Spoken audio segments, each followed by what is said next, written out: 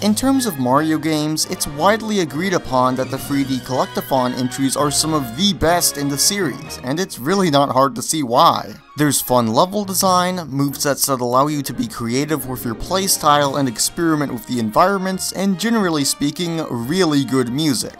There's obviously more to it than that, but those are just some of the key elements that make a Mario game a Mario game. However, one of these games has to be one of, if not the most polarizing within the community, Super Mario Sunshine. There's not a single discussion I've heard go on about the game without at least one mention of some of the game's supposedly more annoying missions and the game as a whole's design. So that made me curious, how is Super Mario Sunshine overall? I mean, seeing as I haven't been able to play the game properly in years, I couldn't be sure, but with Super Mario 3D All-Stars now being out, I can finally play it again, so let's figure out together just what the deal is with Super Mario Sunshine. We start with Mario and crew heading to Delfino Island for a vacation that soon goes south whenever a mysterious goop is spotted on the landing strip. Mario notices a machine that can be used to spray away the goop, but not soon after, these guys, the Pianta police, arrest Mario and he's taken to court. Yes, I'm serious. Mario is legitimately arrested in this game, and wow, was that a turn. Mario, you stupid. Mario is then sentenced to cleaning the entire island of the goop due to a mix-up with an imposter who's later revealed to be Bowser Jr. This is done because the Shine Sprites, aka the main collectible of the game, gather on the island to support the peaceful lifestyle of the Piantas, but as soon as this goop showed up, they all left. So basically, they all collectively fought, "You icky gross goop, I'm outta here!" So Mario not only has to clean up the mess left behind his mysterious imposter, but also has to collect the fleeing Shine Sprites. That's the gist of the story, but let me just say something before going forward. It's really weird going back to a Mario game with proper voice acting. Especially when you consider that Hotel Mario was one of the few instances of Mario speaking in a game, but gosh do I love it. No. It really helps some of the cutscenes, like in Galaxy they opted to just have subtitles instead, and it works fine, but I would be curious to see how a modern Mario game with voice acting would pan out. Also, this is unrelated, but I just find it funny how instead of trying to fight Mario head-on, Bowser just gets Bowser Jr. to pose as Mario to get him arrested. Like, fair enough I guess, but that pretty well backfired. Speaking of which, from what I know, this is the first appearance of Bowser Jr. in a mainline Mario title. I think there's a lot of potential for Bowser Jr. as the antagonist in Mario games, and for the most part, I would say they handled him pretty well in this game. Since Bowser doesn't show up until later, Jr.'s motive for kidnapping Peach is because he thinks she's his mother, so he's under the impression that Mario is a bad man trying to keep his mother away from him. I can't help but feel kinda bad for him. Like, he spends a good portion of the game trying to protect her from Mario until he realizes at the end of the game that she's really not his mother. Before this drags on any longer, let's talk about Mario, his controls, and the moveset. You have the triple jump, ground pound, side somersault, dive, the whole shebang. I like this moveset, especially in conjunction with FLUDD's moves to some extent. Oh yeah, in case you're confused, FLUDD is the water-spitting machine Mario carries on his back in this game. You can use it to spray goop off of the ground, stunning enemies or for bosses, and refilling is as simple as going to a body of water and holding the spray button. You also have other nozzles at your disposal that you can switch between, like the hover nozzle, which as the name suggests, allows you to hover in the air for a short period of time. There are two other nozzles you unlock later in the game, those being the turbo and rocket nozzles, but these are very situational. They're not used nearly as much as the spray and hover nozzles. It's a shame too, because it's pretty fun to use the turbo nozzle, not so much the rocket nozzle though, that one is a little hard to aim yourself with. Mario's base moves work with FLUDD decently, especially the hover nozzle. I found myself using it a lot to readjust my position before landing, though I guess that can also be a testament to how clunky the controls can feel. With all of these new moves in tow, the long jump had to be sacrificed, and I suppose I can deal with it, but Mario can just feel so much more difficult to control without it. I mean this more so in specific situations, so it's not a huge deal, but having to rely on the spin jump and the side somersault plus dive to cross certain gaps just isn't very fun. This is very apparent in the secret courses, like this one where crossing the gap would be so much easier if we just had the long jump available. Now don't misunderstand me, it's not an issue for the game to have some difficulty, but whenever it comes purely down to the controls, I think it becomes somewhat of a deeper problem. The only other options you have for crossing gaps are diving, then jumping for a momentum boost, spin jumping, side somersaulting, or a combination of those with the hover nozzle. Let's go over the issues with each one by one. Diving by itself is a decent move for traveling long distances on foot, doubly so if you spray water then dive, that way you can continuously slide on the ground until you reach your stop. Now that's fine and all, but using it for anything platforming based means you have to commit to the dive. Reason being, it's not nearly easy to control when using it to platform, because once you've hit the dive button, you can only go a set distance forward, unlike with the long jump where if you hold back after long jumping, the distance you go is shorter. Before you claim I'm lying, I tried comparing distances with and without holding back while diving, and if there is a difference then I guess it's not significant enough for me to see it. Another issue with it can be the boost that comes afterwards if you jump too soon. I don't know about anyone else, but I've managed to accidentally fling myself off of a high platform all the way down to the bottom of the level or off of the edge in a secret course multiple times just because I forgot the boost was there. To be fair though, you can cancel the boost if you hold back while mid-air in the dive. Spin jumping is an okay move, but half of the time you fly off in the wrong direction, accidentally side somersault instead, or you don't go high enough in the air for it to be useful, so it's not super reliable either. It's a serviceable move in certain situations, but the only use I can find for it is spin jumping while spraying water. That way you can clean off a ton of goop. Side somersaulting is the main move I rely on since it's the most consistent out of the three, but still, having the long jump would help out a ton with some of the game's more tricky jumps. I think by this point I've said plenty about the moveset, so let's move on to the levels. As opposed to jumping through paintings, this time around you go through just paint.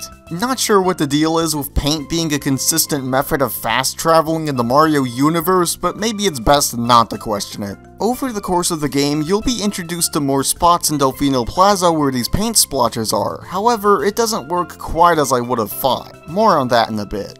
Comparing to 64, the levels in Sunshine basically have the same idea. Each mission in a world gives you a different objective to complete. These can range from decent to tedious and not very fun. A handful of the early missions have objectives that are fine, though later in the game you will come across more annoying missions. And the issue is, you're required to do some of them. Basically, each world has a mission you have to do to beat the game, it being the Shadow Mario Chase. Dude, I got so sick of this mission. You seriously chase him 7 times throughout the game, and that's not even including the extra moments where you chase him in Delfino Plaza. If there's anything the game loves repeating, it's the Shadow Mario chase sequences and the Gooper Blooper bosses. It wouldn't be as bad if there was some kind of variety in them, but the only Shadow Mario mission to actually add something new was Pianta Village's mission. Even then, all they did was give Shadow Mario fire goop that would trail behind him, but at least that was something, I guess. It's cool the first 2 times you chase him, but after that it gets a bit excessive. Anyway, like I said, you're required to do these missions, so any other annoying missions that come before the Shadow Mario chases, you'll just have to tough out. This is frustrating to me because in any other 3D Mario, you have the freedom to play any levels you want. The only restriction placed on progression is the amount of stars you need instead of forcing you to do a specific mission. I mean, obviously you still have to do the boss levels in the other games, but it still gives you the freedom of playing the levels you like and skipping the ones you don't. It really confuses me since Sunshine has the blue coins. These are used to get extra Shine Sprites, but they could be used as another option for Shine Sprite collecting so that you aren't forced to do some of the obnoxious missions. Unfortunately though, it doesn't work that way. It's no doubt that Sunshine would have benefited greatly from having a star system that worked like Galaxy and 64's. The level design is also pretty mixed. I think my favorite worlds would have to be Rico Harbor and Bianco Hills because those have some of the most fun platforming that make great use of Mario's moveset. In regards to the other worlds, Pina Park is annoying to navigate. Don't even get me started on the stupid pirate ships. Noki Bay is pretty meh. I mean, the levels are just kinda there, there's nothing that really stands out about them, though the underwater levels kinda suck because of the controls. But I'll at least give them an A+ for creativity with the boss that literally just has you cleaning an eel's teeth. Pianta Village is not fun at all, Serena Beach is boring, and Gelato Beach is fine, I guess. My main issue with each of the worlds comes down to the mission structure and objectives. Certain of them, like the Serena Beach hotel missions, can take so long in your first run. Honestly, I was excited to go to Serena Beach because I thought going inside of the hotel would be cool, but I was sorely mistaken.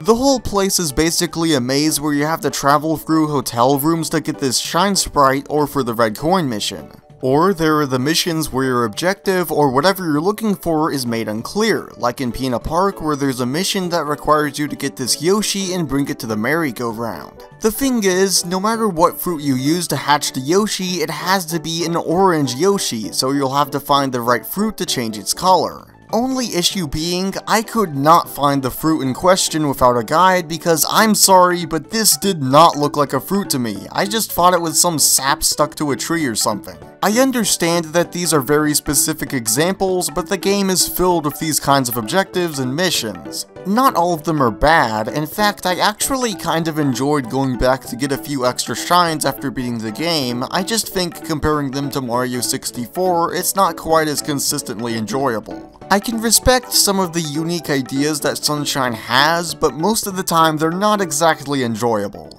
If we're talking about the locales though, each of these areas has a unique fun theme to them, like Rico Harbor being a whole harbor filled with girders and different constructive objects being used as platforms. The main inhabitants of the island is made prominently up of the Piantas, these guys, as well as the Nokis. Even the enemies aren't your typical Mario fare. The Goombas and Koopas are replaced by these guys, the Strollin' Stews and Electro Koopas respectively.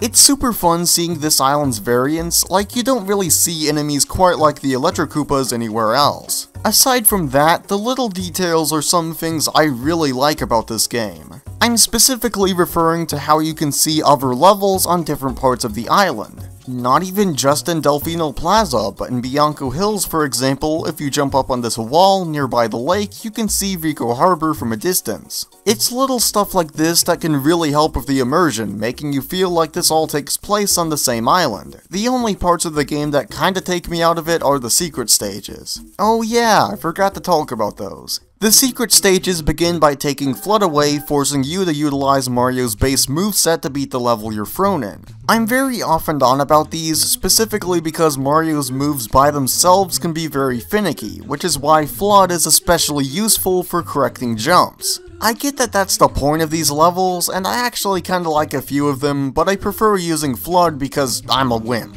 As for the bosses, they're incredibly hit or miss. By that I mean like 9 times out of 10 they miss. These have to be some of the weakest Mario bosses in my opinion. The only one I can say I really enjoyed was the Wiggler boss. Seriously, that fight was awesome, and I really love how they incorporated it into Gelato Beach and not just a separate arena. As for the others, Gooper Blooper is an okay boss, only problem is that the game loves to recycle it with no substantial changes to the fight. One time he'll spit out ink, and maybe the other time he won't. One time you might have to hit him one more time. Yeah, that's basically it. Phanta Manta, screw that boss. If you don't know the terrors of Phanta Manta and how it works, basically this one manta ray shows up at the beach and it's restricted to traveling on the ground. So just hover over it and spray it, right? Yeah, well suddenly that causes it to split into 2 manta rays, and then 2 more, and then 2 more, and suddenly the whole beach is filled with these creatures that just keep appearing, please help! As you split more apart, it gets more and more difficult to clear them out while also keeping other mantas away from you. The fight as a whole is so time consuming that around the end it gets really stressful if you're low on HP, and it certainly doesn't help with the trails of electric goop the manta rays leave behind. Then there's the eel boss I mentioned earlier. Yeah, what else do you want me to say about this? Like, it's not a terribly interesting fight. The last boss I want to mention is King Boo because it is so drawn out if you get unlucky, not to mention it just feels mechanically broken.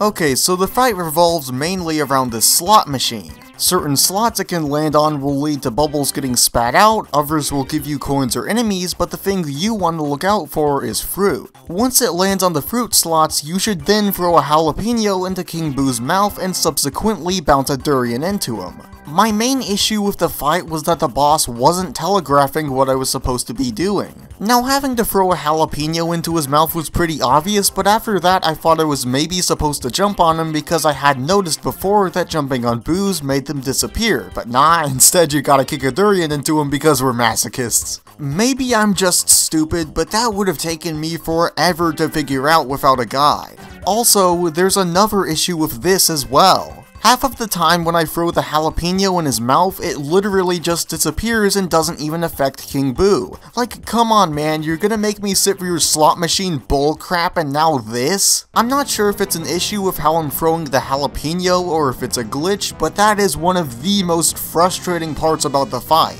The other thing are the durians. If you don't hit them just right, they won't bounce properly and instead they'll roll into the middle of the roulette. You might think to try and bounce it back out of the middle, but if you get too close to King Boo, he disappears, as do the fruits. You can probably imagine how these two things in conjunction can make the fight feel so much longer than what was likely intended. Apart from that, why was there no Shadow Mario fight? Like, genuinely, there was a whole bait and switch before the Mecha Bowser fight, that and they make you chase Shadow Mario 100 times anyway, so clearly they wanted to put some kind of emphasis on him. Technically you could say Mecha Bowser was his fight, but come on man, fighting him head on would be cool as heck and you know it.